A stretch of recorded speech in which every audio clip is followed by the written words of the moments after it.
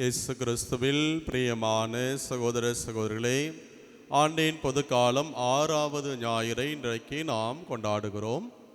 இந்த இறை வார்த்தை வழியாக இறைவன் நமக்கு சொல்கிற செய்தி, நம் ஒவ்வொருவரையும் பார்த்து யார் பேறு பெற்றோர் என்ற ஒரு கேள்வியை நம் முன்னால் எழுப்பி, நாம் பேறு பெற்ற நிலையில் இருக்கிறோமா, நம்மையே நாம் சிந்தித்து பார்த்து சீர்தூக்கி பார்த்து நம்முடைய வாழ்க்கையை மாற்றிக்கொள்ள என்ற இறை வார்த்தை வழியாக இறைவன் நமக்கு அழைப்பு கொடுக்கிறார்.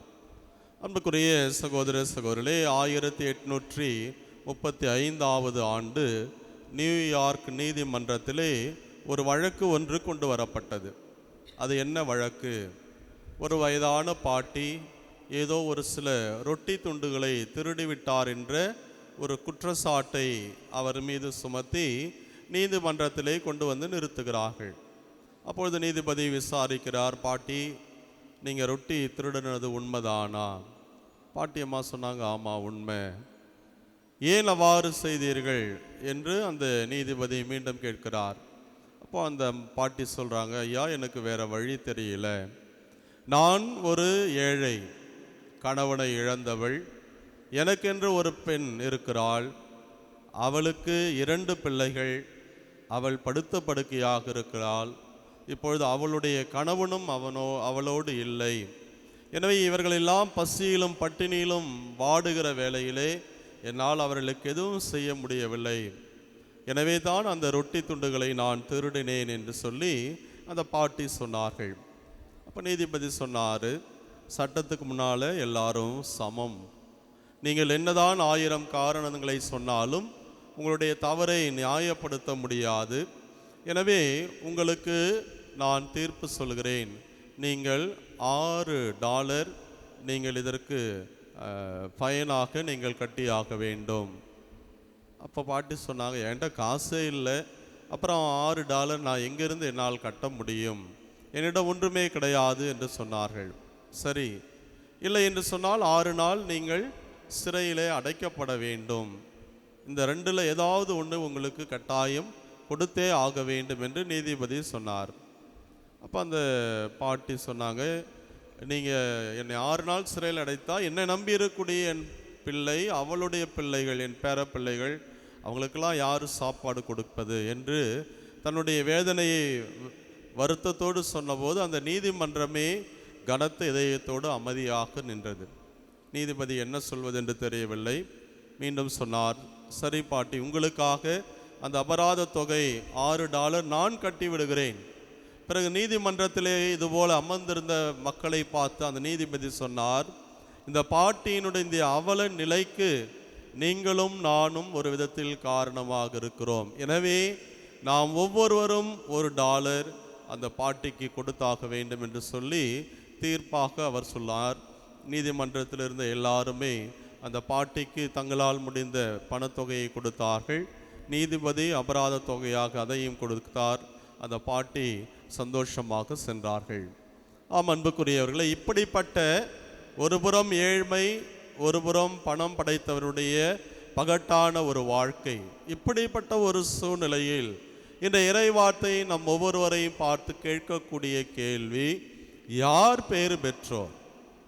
உண்மையிலேயே ஏழைகள் பேறு பெற்றவர்களா அல்லது பணம் படைத்தவர்கள் பேறு பெற்றவர்களா? இன்றைய 3 வாசங்களின் மையமாக வைத்து நாம் பார்க்கிற போது இன்றைய நற்செய்தியிலிருந்து நாம் தொடங்குவோம். பொதுவாக பல்வேறு விதமான கேள்விகள் நமக்கு எழுப்பப்படுகிறது. ஏனென்றால் மத்தேயு நற்செய்தியிலே வரக்கூடிய மழைப்பொழிவு அது ஒன்று. லூக்கா நற்செய்தியிலே இன்றைக்கு நாம் வாசிக்க கேட்ட இயேசு சமதளமான இடத்திலிருந்து மக்களுக்கு நற்செய்தியை அறிவிக்கிறார். பேறு பெற்றோர் என்ற ஒரு அந்த பட்டியலை அவர் கொடுக்கிறார். இது 2ம் ஒன்றா அல்லது வேறு வேறா என்று விவிலிய ஆராய்ச்சியாளர்கள், விவிலிய அறிஞர்கள் பல கருத்துக்களை சொல்கிறார்கள். அப்பொழுது பொதுவாக எல்லா விவிலிய அறிஞர்களும் சொல்லக்கூடிய கருத்து என்ன? மத்தேயு நற்செய்தியில் வரக்கூடிய மழைப்பொழிவாக இருந்தாலும் சரி, லூக்கா நற்செய்தியிலே இன்றைக்கு நாம் வாசிக்க கேட்ட இந்த நற்செய்தி பகுதி 2மே ஒன்றுதான். அது மலையிலே ஆண்டவர் சமதளமான இடத்திலிருந்து அவர் அறிவித்தார். அதே போல லூக்கா நற்செய்தியிலே வரக்கூடிய இந்த பகுதி மிக அழகாக G.A. காட்சன் என்ற அவர் தன்னுடைய எக்ஸஜெட்டிக்கல் ஃபேலசிஸ் என்ற புத்தகத்திலே அழகாக சொல்வார். இது a shorter version of the Mount Sinai, அங்கே மலைப்பொழிவில் இருந்து கொடுக்கக்கூடிய அந்த பிரசங்கத்தினுடைய ஒரு குறுகிய ஒரு பகுதி தான் இந்த லூக்கா நற்செய்தியிலே வரக்கூடிய இந்த பகுதி என்று மிக அழகாக அவர் விளக்கம் சொல்கிறார். ஆனால் நமக்கு இன்றைக்கு நாம் கற்றுக்கொள்ளக்கூடிய ஒரு பாடம் என்ன என்று சொன்னால், யார் உண்மையிலேயே பேறு பெற்றவர்கள்? இந்த சமதளமான இது இரண்டும் வேறு வேறா ஒன்று என்று விவிலிய ஆராய்ச்சி அடிப்படையில் செல்வதை விட நம்முடைய வாழ்க்கைக்கு அது கொடுக்கக்கூடிய பாடத்தை நாம் உள்வாங்கிக் கொள்ள வேண்டும்.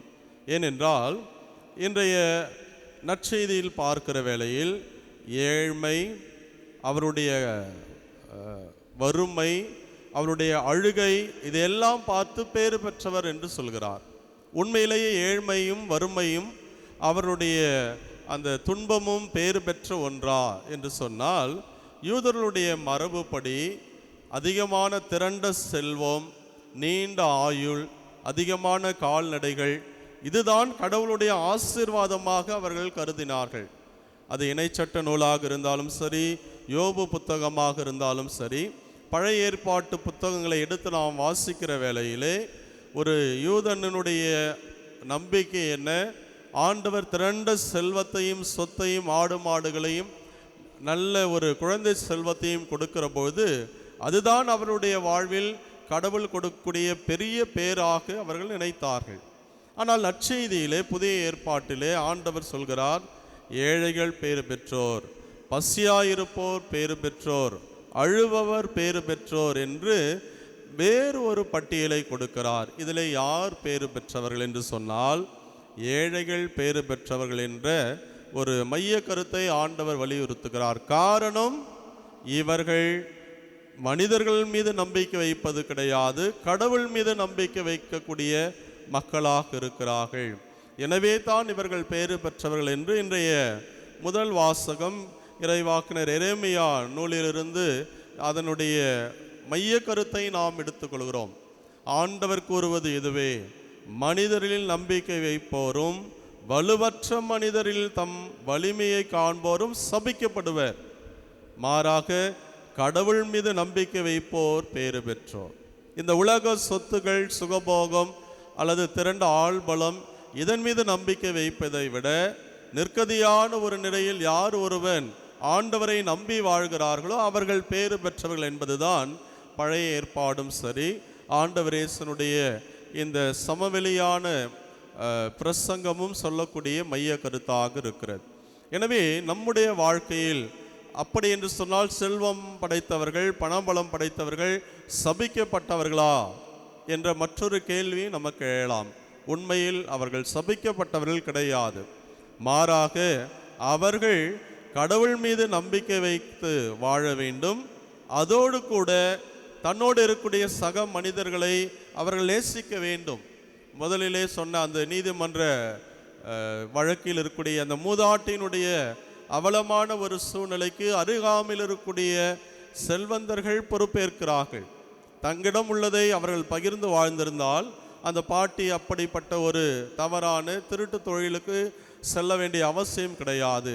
எனவே செல்வம் படைத்தவர்கள் இருக்கிறார்கள் என்று சொன்னால் கடவுள் கொடுத்த அந்த மாபெரும் கொடையை மற்றவர்களுக்கு நாம் பயன்படுத்த வேண்டும். அதை விடுத்து நான் கடவுளை அன்பு செய்கிறேன் என்று வாய் வார்த்தையிலே சொல்லிக் கொண்டிருந்தால் அது அர்த்தமற்ற ஒன்று.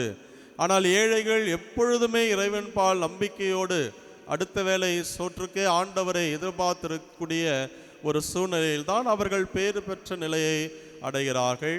ஆனால் செல்வந்தர்கள் தங்கள் மீதும் தங்களுடைய செல்வத்தின் மீது நம்பிக்கை வைக்கிற போதுதான் அவர்கள் சபிக்கப்படுகிறார்கள் என்ற ஒரு கருத்தை ஆண்டவர் வலியுறுத்துகிறார்.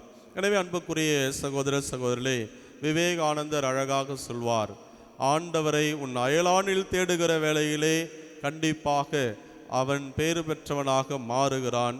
நீங்களும் நானும் ஆண்டவர் நமக்கு கொடுத்திருக்கூடிய எல்லா விதமான ஆசீர்வாதங்கள் அதன் வைத்து நாம் பேறு பெற்ற நிலையில் இருக்கிறோமா அல்லது சபிக்கப்பட்ட நிலையில் இருக்கிறோமா என்பதை சிந்தித்து பார்க்க அழைக்கப்படுகிறோம். இன்றைக்கு ஆண்டவர் என்னை நிறைவாக ஆசீர்வதித்திருக்கிறார் என்று சொன்னால், எனக்கு கொடுத்த அந்த திரண்ட செல்வம் அல்லது ஏதோ எனக்கு இருக்கக்கூடிய அந்த ஆசீர்வாதங்களை வைத்து அடுத்து இருக்கக்கூடிய அயலானில் அவனுடைய தேவையில் நான் உதவி செய்து அதன் வழியாக அந்த பேறு பெற்ற நிலையை நான் அடைய வரக்கூடிய நாட்களில் நான் முயற்சிடுப்பேன் என்ற அந்த உத்வேகத்தோடு இந்த கல்வாரி பலியிலே தொடர்ந்து ஜெபிப்போம். என்றைக்குமே பேறு பெற்ற நிலையில் நாம் இருக்க நம்மையே நாம் தகுதியாக்கி கொள்ள நம்முடைய வாழ்க்கையை நாம் அமைத்து கொள்வோம். அதற்கு தேவையான வரத்திற்காக தொடர்ந்து ஜெபிப்போம். இறைவனே சினம நிறைவாக ஆசீர்வதிப்பாராக. ஆமேன்.